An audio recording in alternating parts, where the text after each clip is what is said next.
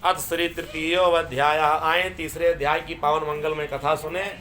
2 बार हमारे साथ भगवान नाम का आश्रय आप लोग मस्ती में झूम करके लेंगे। हमारे साथ सब लोग भक्ति श्रद्धा के साथ गुनगुनाएंगे। गोविंद गाले गोपाल गाले, जीवन की नैया किनारे लगा ले। गोविंद गाले गोपाल गाले, जीवन की नैया किनारे लगा ले। हे गोविंद गाले गोपाल गाले, जीवन की नैया किनारे लगा ले। जीवन की नैया किनारे लगा ले। संग ना चलेंगे ये बंगले अटाले, संग ना चलेंगे ये बंगले अटाले। ए मरने के पीछे अकेले निकाले, इसलिए गोविंद गाले गोपाल गाले, जीवन की नैया किनारे लगा ले। गोविंद गाले गोपाल गाले, जीवन की नैया किनारे लगा ले। जीवन की नैया किनारे लगा ले। जीवन की नैया किनारे लगा। बोले राधा गोविंद भगवान की। तृतीय अध्याय। नमो ब्राह्मण्य देवाय गो ब्राह्मण हिताय च जगद्धिताय कृष्णाय गोविंदाय नमो नमः। नमः स्वनंताय सहस्रमूर्ते सहस्रपादाख्य शिरोरुबाहवे, सहस्रनाम्ने पुरुषाय शाश्वते सहस्रकोटियुगधारिणे नमः। सूत उवाच पुनरेग्र प्रवक्ष्यामि श्रुद्धमुनिसप्तमाः, पुरा चोलका मुखो नामो निपश्यासीन् महामति। जितेन्द्रिय सत्यवादी च यौ देवालयं प्रति, दिने दिने धनं दत्त्वा द्विजान् संतो यन्सुधेः। सूत जी कहते ऋषियों, अब तृतीय अध्याय यानी तीसरे अध्याय की पावन मंगल में कथा श्रवण पान कीजिए।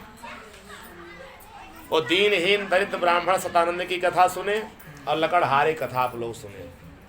उसके बाद एक उल्कामुख नाम के राजा थे। प्राचीन समय में उल्कामुख नाम के राजा हुआ करते थे। राजा बड़े जितेंद्रिय थे और बड़े ही सत्यवादी थे। इंद्रियों को अपने बस में राजा ने किया था। जो अपनी इंद्रियों को अपने बस में करता है वो जितेंद्रिय कहा जाता है। तो हमारे आपके सबके जीवन में 10 इंद्रिय में मुख्य मुख्य हैं। 5 ज्ञान इंद्रिय हैं, 5 कर्म इंद्रिय हैं, एक और है उसको हमारा मन कहा जाता है। वो 10 इंद्रियों का जो स्वामी है उसको मन कहा जाता है। तो हमको आपको चाहिए कि अपने इंद्रियों को अपने बस में करें। इंद्रियों को बस में करने का मतलब है कि जीवन की तमाम इच्छाओं को हम आपसे समाप्त कर दे रहे हैं। ये संसार सागर में किसी की इंद्रियां किसी के बस में नहीं है। जैसे मार्केट जाएंगे और जैसे मिठाई की दुकान देखे तो तुरंत ही मिठाई खाने की इच्छा हो जाती है। जैसे पहुँचे, अब अपनी रसना इंद्रिय को, जीभ जो है ना एक इंद्रिय है, ये रसना इंद्रिय जो स्वाद लेती है, अब खाने की इच्छा हो गई पकौड़ी, तो क्या किया जाए? हम आप क्या करते हैं, वहीं खरीदे वहीं खाना शुरू कर दिए। एक कथा कहती है अगर जितेंद्रिय बनना है तो जो खाने की सामग्री हो उसको लेकर के आएँ और सबसे पहले घर में मंदिर में रख दें। तुलसी का पत्ता डाल करके भगवान को भोग लगा दें। उसके बाद आप जब उस मिठाई को पकौड़ी को जो खाओगे तो वो पकौड़ी खाने का स्वाद मिलेगा मिठाई खाने का, लेकिन आपकी एक इंद्रिय भगवान से जुड़ जाएगी। क्योंकि आप फिर मिठाई प्रसाद कुछ नहीं पा रहे हो, आप सीधे से भगवान का प्रसाद खा रहे हो। संसार सागर में अगर हमारी आपकी नेत्र, ये चक्षु जो है ना एक भी एक इंद्रिय है। अगर कुछ सुंदर वस्तु देखने की इच्छा होती है तो हम आप क्या करने जाते हैं? चले जाते हैं दिल्ली, जाके कुतुब मीनार का दर्शन करते हैं, आगरा जाके ताजमहल देख कर के आते हैं, या आपके यहाँ महाराष्ट्र में जो स्थान होगा जाके लोग वहाँ घूम के आते हैं। बढ़िया कोई पार्क होगा, पिकनिक मनाने की जगह होगी, लोग वहाँ जाते हैं। ये कथा कहती है इंद्रियों को विजय अगर प्राप्त आपको विजय दिलाना है, इंद्रियों पर विजय प्राप्त करना है, तो अगर सबसे सुंदर श्रेष्ठ वस्तु देखने की इच्छा हो तो आगरा जाके ताजमहल मत देखो, दिल्ली जाके कुतुब मीनार का दर्शन मत करो, किसी पिकनिक के स्थान पर मत जाओ। अगर जाना है आपको तो एक बार अयोध्या चले चलो, जा करके कनक बिहारी भगवान का दर्शन कीजिए। आप चले जाइए वृंदावन, बांके बिहारी का दर्शन करो। अब बांके बिहारी का दर्शन करोगे तो आपको ये लगेगा कि दुनिया की सुंदरता का जन्म यहीं से होता है। अब हम आप सुंदरता देखने के लिए यहाँ वहाँ भटक रहे हैं, तो हमारी आपकी एक इंद्रिय भगवान जुड़ जाएगी। हमारा आपका ये मुख है ना, ये भी एक इंद्रिय है। अब इसको अगर बस में करना है तो अपने मुख को भगवान ने दिया है भजन करने के लिए, मुख दिया है भजन करने के लिए। और हम आप सब भजन कभी करते नहीं, दुनिया भर का चौवाल विचार चुंगली, इनकी बात उनकी, उनकी तरह उनकी बात उनकी, उनकी बात उनकी। ये प्रपंच छोड़ करके भगवान ने मुख दिया है, भगवान का नाम लो, रामायण का पाठ करो, हनुमान चालीसा पढ़ो, दुर्गा चालीसा का पाठ करो, आपकी इंद्रिय भगवान से जुड़ जाएगी। कहीं घूमने फिरने की इच्छा है, पाँव कहीं जाना चाहता है, चलो जी चले जाओ वैष्णो माता, जाके दर्शन करके चले जाओ। ऐसे ऐसे जब हम अपने एक एक इंद्रिय को भगवान से जोड़ देंगे तो हम आप सब जितेंद्रिय बन जाएंगे। राजा थे जितेंद्रिय, और दूसरा क्या गुण था उनके पास? सत्यवादी। सत्यवादी। जीवन में हमको आपको सत्य बोलना चाहिए। सत्य से बड़ा धर्म संसार सागर में कोई नहीं, और असत्य से बड़ा पाप भी संसार सागर में कोई नहीं। जो लोग झूठ बोलते हैं ना, वो झूठ नहीं बोलते, वो पाप करते हैं। सत्य बोलना है संसार का सबसे बड़ा पुण्य का कार्य, धर्म का कार्य है। और मैं नहीं कह रहा हूँ, हमारे बड़े बड़े महात्माओं ने इस बात को कहा है कि धर्मन दूसर सत्य समाना, और आगम निगम पुराण बखाना। सारे शास्त्र पुराण इस बात की चर्चा हर क्षण किया करते हैं कि सत्य से बड़ा धर्म संसार सागर में कोई नहीं, और असत्य से बड़ा पाप कोई नहीं। नहीं असत्य सम पातक पुंजा, गिरि सम होई कि कोटिक गुंजा। संसार सागर में असत्य से बड़ा कोई पाप नहीं है।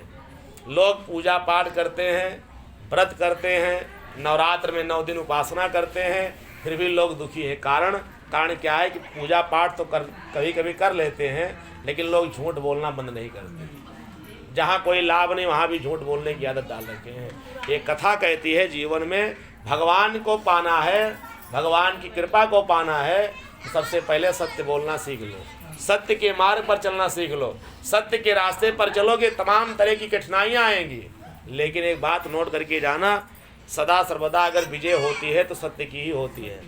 सत्य कभी परेशान तो होता है, लेकिन सत्य कभी पराजित नहीं होता। इस बात को याद रखना चाहिए।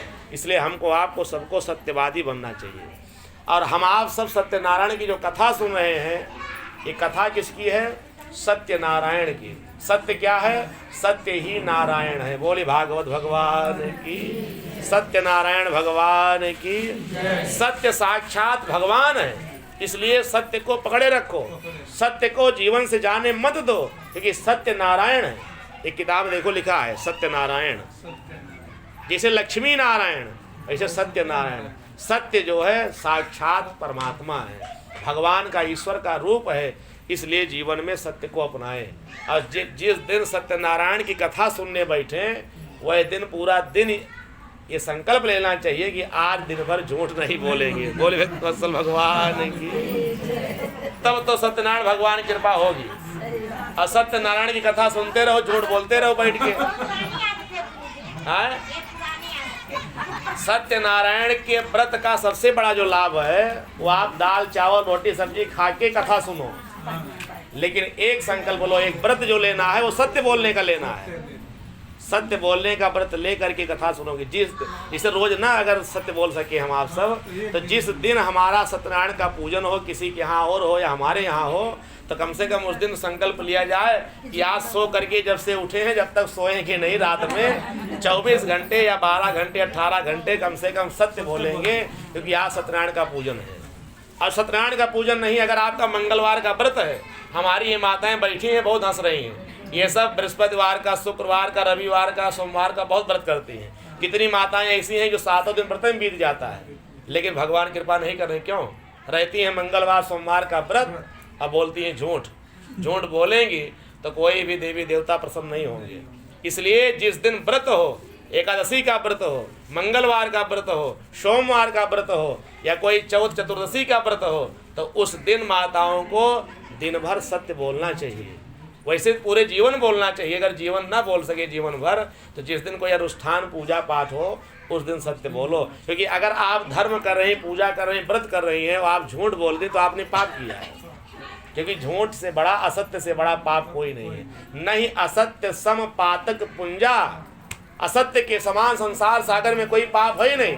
खूब स्वाहा स्वाहा करो, अगर ये बात तुरंत उठ के झूठ बोल दो, सब स्वाहा बेकार हो गया आपका।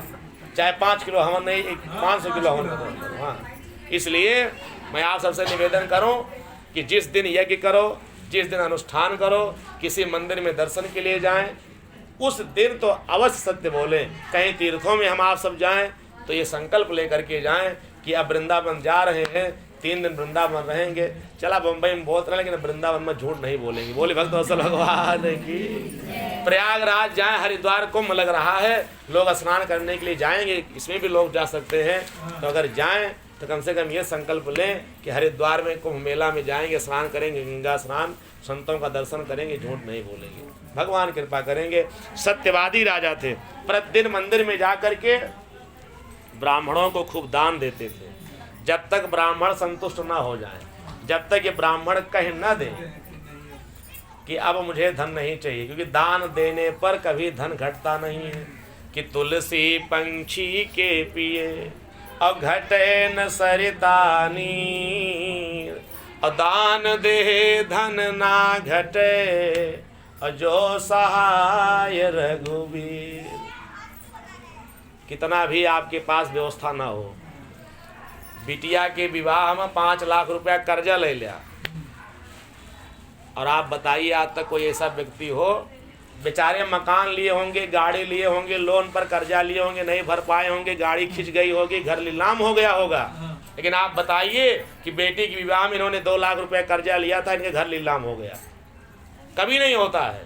बेटी के विवाह में दान करोगे, किसी संत महात्मा ब्राह्मण को दान करोगे, तो कथाओं में ऐसी चर्चा है शास्त्रों में कि सतपात्र दानाश्च भवे धनाढ्यो। जो दान करता है वही धनवान बनता है।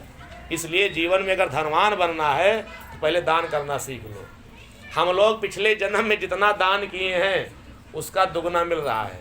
कितना भी प्रयास करो, कितनी मेहनत कर लो, कुछ भी व्यापार कर लो, बिजनेस कर लो, नौकरी चाकरी 1 नहीं 10 कर लो, जितना हम आप पिछले जन्म में दान पुण्य किए हैं उसी का दुगना इस जन्म में मिल रहा है। और जितना इस जन्म में करोगे उतना ही आगे मिलेगा। इसलिए सतपात्र दानाश्च भवे धनाढ्यो। जो सतपात्र को दान देता धनवान बनता है, चौगुना होकर के मिलता, दुगना होकर के मिलता है। जिस समय विश्वामित्र जी दशरथ जी के पास पहुँचे तो कहा राम और लक्ष्मण को दे दीजिए। आप लोग कथा जानती होंगे। दशरथ जी ने कहा कि मैं राम लक्ष्मण को नहीं दे पाऊंगा, आप मेरा प्राण ले लीजिए, मेरा जीवन ले लीजिए, मेरा सारा राज ले लीजिए, धन धान्य ले लीजिए, क्योंकि राम और लक्ष्मण को मैं दे नहीं सकता हूँ। मना कर दिए थे विश्वामित्र जी के सामने दशरथ जी महाराज। लेकिन वशिष्ठ जी लौट कर के आए। वशिष्ठ जी ने कहा क्या बात है, विश्वामित्र जी आपके 2 पुत्रों को मांग रहे हैं, आप दे दो। क्यों? कि 2 पुत्र का दान करोगे तो आपको दुगना होकर मिलेगा। दान जो वस्तु की जाती है उसका दुगना फल होता है, जितना दान करोगे दुगना हो जाएगा। वशिष्ठ जी ने जब समझाया तो दशरथ जी महाराज गुरु के आदेश को पाए और राम लक्ष्मण को दे दिए। और जब राम लक्ष्मण को दे दिए विश्वामित्र जी को, तो विश्वामित्र जी लेके चले। तो कथा तो आप सब लोग जानते हो, जब राम जी का विवाह जनक जी के यहाँ संपन्न होने लगा, बारात यहाँ से गई अयोध्या से, तो पहले विवाह किसका होना था? राम जी का। और जब वहाँ विवाह की तैयारी होने लगी तो वशिष्ठ जी के पास जनक जी महाराज पधारे। और जनक जी ने कहा महाराज एक निवेदन है कि राम जी का विवाह सीता जी के साथ संपन्न ही हो रहा है, धनुष यज्ञ का कार्यक्रम हो गया है, लेकिन मेरे भाई जो वो हैं उनके भी 2 पुत्रियां हैं, 3 पुत्री और हमारे घर में हैं, 4 बेटियां हैं कुल मिलाकर के। तो मैं चाहती बारात आई ही है और 3 पुत्र इनके यहाँ और हैं, तो हमारे 4 बेटियों का विवाह इनके 4 पुत्रों के साथ हो जाए। आप दशरथ जी से जाकर के पूछ लीजिए। वशिष्ठ जी ने कहा दशरथ से पूछने की कोई आवश्यकता नहीं, आप मंडप की तैयारी करो, मैं राम लक्ष्मण भरत शत्रुघ्न को बुलाता हूँ और बुला करके विवाह करा देता हूँ। दशरथ जी को पता नहीं, वही जनवास में बैठा रहे जहाँ बारात रुकी रही। और राम लक्ष्मण को वशिष्ठ जी बुलाए, सबको, भरत जी को सबको बैठा करके, और 4 मंडप सज गया और चारों बेटियों का विवाह महाराज जनक जी ने कर दिया चारों भाइयों के साथ। अब जब विवाह संपन्न होता है तो बेटे का पिता को बुलाया जाता है वर वधू को आशीर्वाद देने के लिए। दशरथ जी महाराज आए कि चल रहे राम जी सीता जी को आशीर्वाद देंगे, और जब आशीर्वाद देने के लिए आए देखते हैं क्या है, चारों का विवाह हो गया है। तो कहा एक बात बताइए, बारात लेके आए थे राम जी की, अब विवाह हो गया हमारे चारों पुत्रों का। वशिष्ठ जी से पूछा गुरुदेव ये मैं क्या देख रहा हूँ? तो गुरु जी ने कहा राजन मैंने आपको पहले ही बताया था कि सतपात्र दानाश भवे टनाढ्यो, जो सतपात्र को दान करता है उसको दुगना होकर के मिलता है। लेकिन दशरथ जी आपका भाग्य और बड़ा है, आपको दुगना नहीं आपको चौगुना मिला है। बोले भक्तवत्सल भगवान की है। तो इसलिए दान पुण्य करना चाहिए, दान करने से धन की कमी नहीं होती है, धन बढ़ता है। जितना दान करोगे उतना धन बढ़ेगा, और अगर दान नहीं करोगे धन में ग्रहण लग जाता है, वो धन दूषित हो जाता है। जैसे हम आप जल जो है अगर प्रतिदिन हमारे आपके घर में आ रहा है और स्टोर करके हम आप सब रख लें, आप बताओ 2 साल तक का डिब्बा बंद के अंदर एक डिब्बा में रख लीजिए जल, तो जल दूषित हो जाएगा नहीं हो जाएगा, कीड़ा पड़ जाएगा और जो पिएंगे क्या दशा होगी। ऐसे रखा हुआ धन जल की तरह दूषित हो जाता है। जो लोग उसका उपभोग करते हैं ना, फिर ऐसे आते महाराज जी एक बात बताऊं, बेटा जन्म लिया है, हाँ लिया तो है, लेकिन इसकी उम्र है 30 वर्ष की, लेकिन इसका दिमाग 15 वर्ष वाला है। क्यों?